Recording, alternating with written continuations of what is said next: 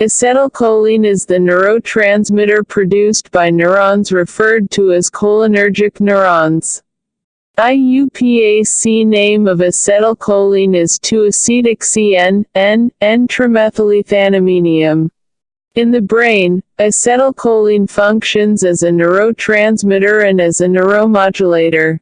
They play an important role in arousal, attention, memory and motivation.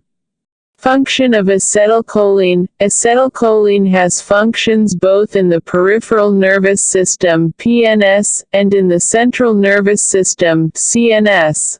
In the peripheral nervous system, acetylcholine plays a role in skeletal muscle movement, as well as in the regulation of smooth muscle and cardiac muscle.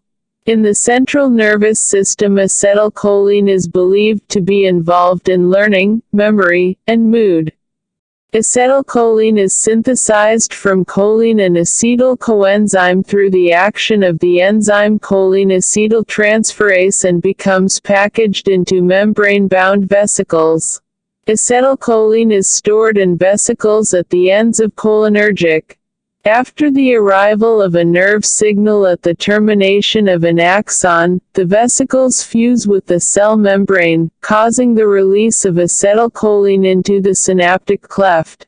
For the nerve signal to continue, acetylcholine must diffuse to another nearby neuron or muscle cell, where it will bind and activate a receptor protein. There are two main classes of acetylcholine receptor, nicotinic and muscarinic. Nicotinic receptors are located at synapses between two neurons and at synapses between neurons and skeletal muscle cells. Upon activation, a nicotinic receptor acts as a channel for the movement of ions into and out of the neuron, directly resulting in depolarization of the neuron. Muscarinic receptors, located at the synapses of nerves with smooth or cardiac muscle, trigger a chain of chemical events referred to as signal transduction. For a cholinergic neuron to receive another impulse, acetylcholine must be released from the receptor to which it has bound. This will only happen if the concentration of acetylcholine in the synaptic cleft is very low.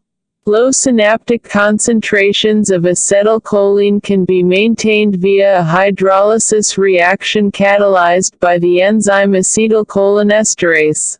This enzyme hydrolyzes acetylcholine into acetic acid and choline.